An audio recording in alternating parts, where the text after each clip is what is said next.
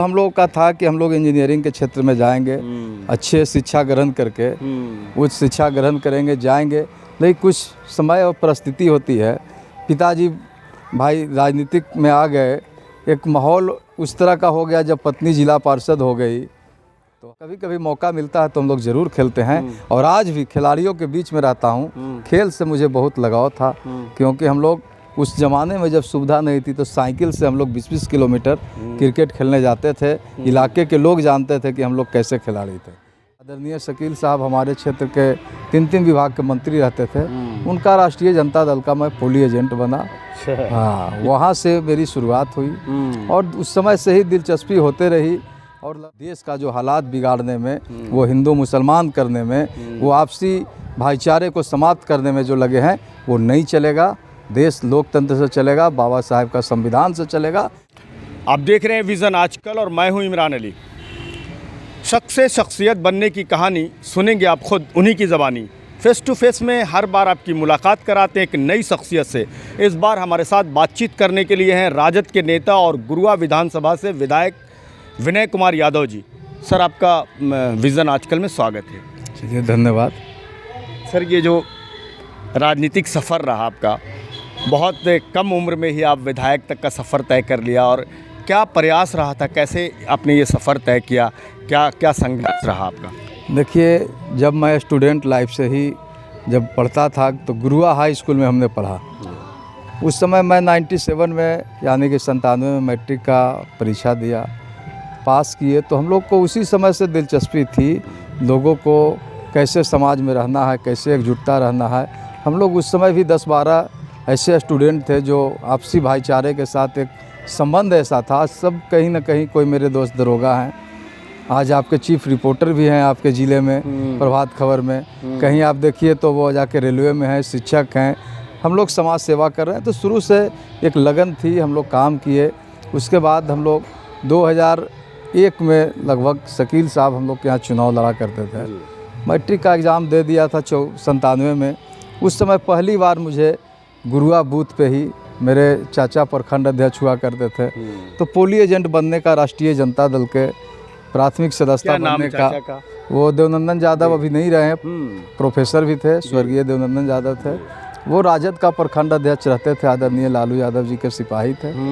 हम लोग उनके साथ, चाचा के साथ रहते थे। वो बोले कि भाई सक्रिय सदस्य बनो, और पहली बार हमको आदरणीय शकील साहब हमारे क्षेत्र के 3 विभाग के मंत्री रहते थे, उनका राष्ट्रीय जनता दल का मैं पोली एजेंट बना।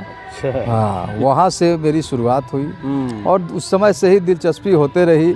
और लगभग 2011 में पहली बार मेरी पत्नी रिकॉर्ड मतों से जिला पार्षद बने। वहाँ से शुरुआत हुई। 2009 में मेरे पिताजी पैक्स के चेयरमैन भी बने। 9 में वो चेयरमैन बने। उनके बाद पार्टी का हम लोग लगातार, शकील साहब का भाई, हम लोग जो राष्ट्रीय जनता दल में है, तो युवा में मैं उपाध्यक्ष भी रहा, सहकारिता प्रकोष्ठ का भी जिला अध्यक्ष बना। मेरे पिताजी भी कोऑपरेटिव में आए। 2009 में पहली बार गुरुआ पंचायत का पैक्स अध्यक्ष बने। 11 में पत्नी बन गई जिला पार्षद। 12 में पिताजी मगध सेंट्रल कोऑपरेटिव बैंक का और गुरुआ व्यापार मंडल का वो अध्यक्ष बने।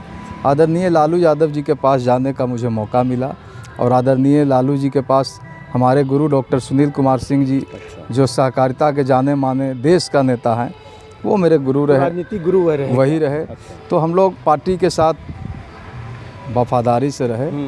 और उन्होंने 20 में आदरणीय लालू यादव जी ने मुझे सिंबल दे के यहाँ भेज दिए।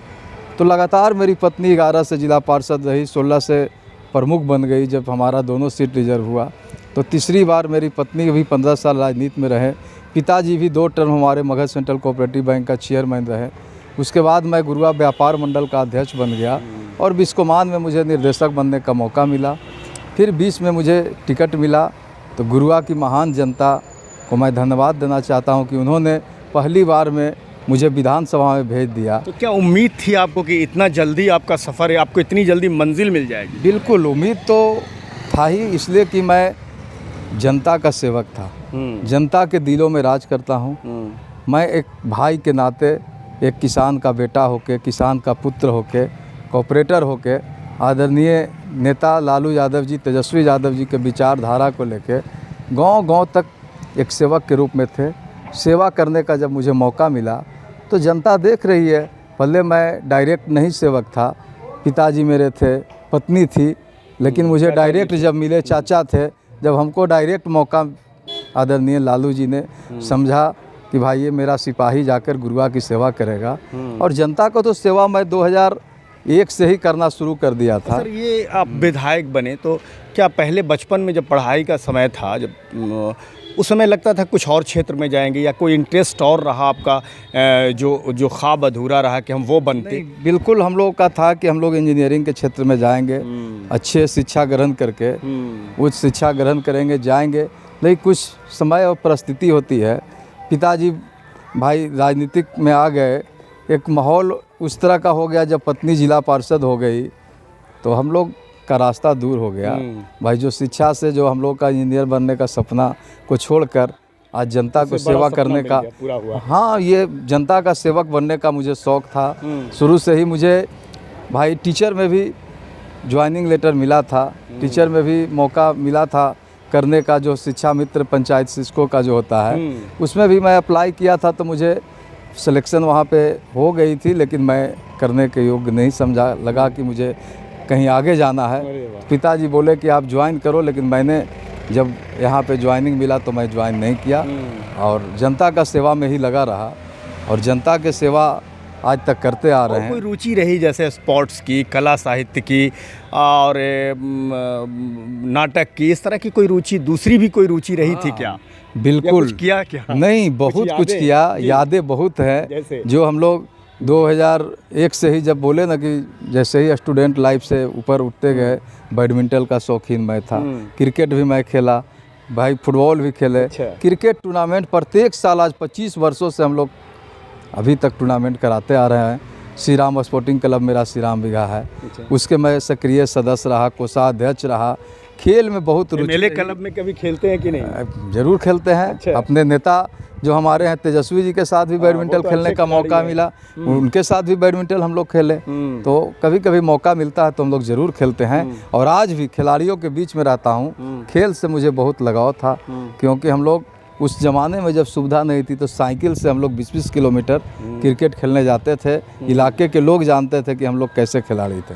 खिलाड़ी में बहुत रुचि थी, खेल में बहुत रुचि थी। चलिए सर, ये जो सफ़र आपका रहा, राजनीतिक सफ़र, बहुत कामयाब सफ़र रहा आपका, लेकिन अभी जो वर्तमान में देश में स्थिति है, जिस तरह से जो माहौल बन रहा है देश में, आपसी नफ़रत का, भाईचारे को तोड़ने की कोशिश की जा रही है, जो प्रेम और सद्भावना देश का है उसकी नींव को कमज़ोर करने की कोशिश की जा रही है।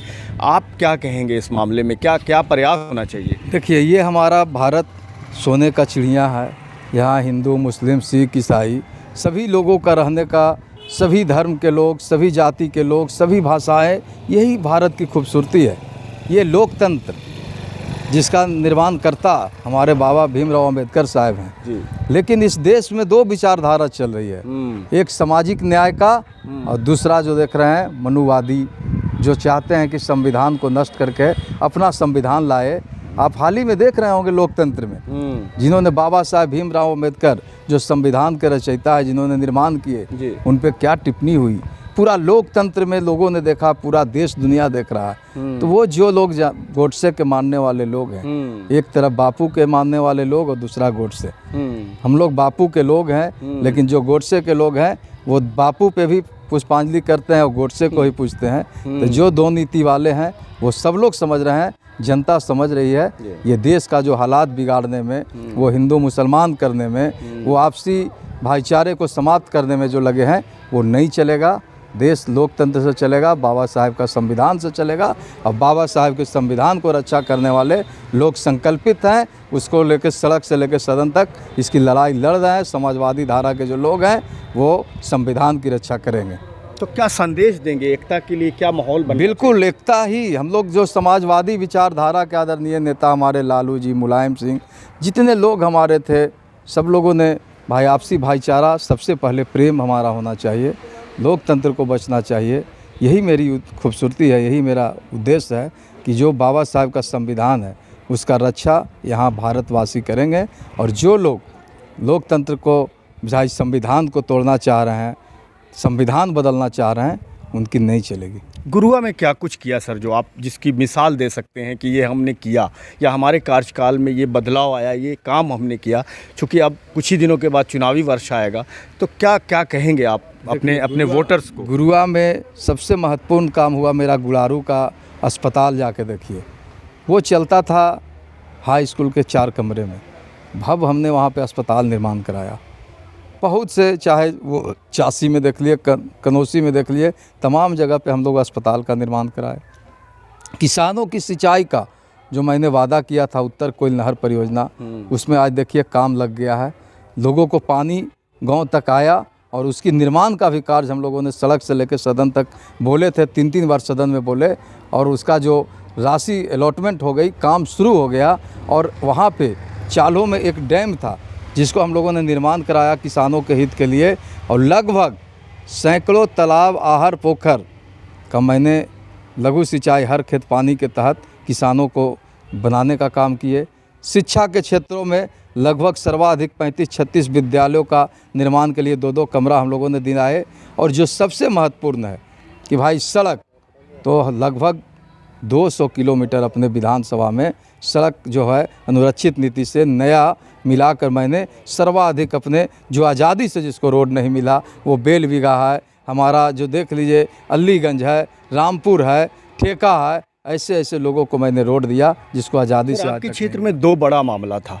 एक तो शेरघाटी को ज़िला बनाने का एक मुद्दा था बड़ा। आपका गुरुआ पूरा इतिहास से भरा हुआ है, पूरा क्षेत्र ऐतिहासिक है। गुरुआ से बना है गुरुआ, तो पूरा क्षेत्र ऐतिहासिक है। इसको लेकर उसको पर्यटन स्थल के रूप में डेवलप करने की बात आ रही थी। आपने इस पर कुछ बातें कही भी थी। इस पर कुछ आगे करने का विचार है या कुछ किया कर पाए हैं आप? नहीं, पर्यटन उद्योग समिति के ही मैं मेंबर हूँ जी। और उस होने के नाते, पहले मैं पुस्तकालय समिति में था, अभी पर्यटन में हूँ। उसको मैंने, चाहे मेरा बूढ़ा धाम हो, बैजू धाम हो, गुनेरी हो, तमाम जो हमारे पर्यटक स्थल हैं, गुरारू में चले जाइए, परैया में धर्मशाला हो, उसको हम लोगों ने सूची में नाम लाया हूँ। और हम लोग उसमें बेहतर काम कर रहे हैं। जो भी वहाँ पे भाई सामुदायिक भवन हमने 15 लाख का दिया बैजू धाम में, वहाँ पे लाइट का व्यवस्था है, वहाँ पे बिजली का व्यवस्था हुआ, वहाँ पे आप देख लीजिए पेयजल का भी हम लोगों ने भाई लघुअथी से, आपका पीएचडी विभाग से वहाँ पे नल जल लगवाए। और जो भी सुविधाएं होनी चाहिए वहाँ हम लोग कर रहे हैं। आदरणीय हम लोग इसको सदन में रखे।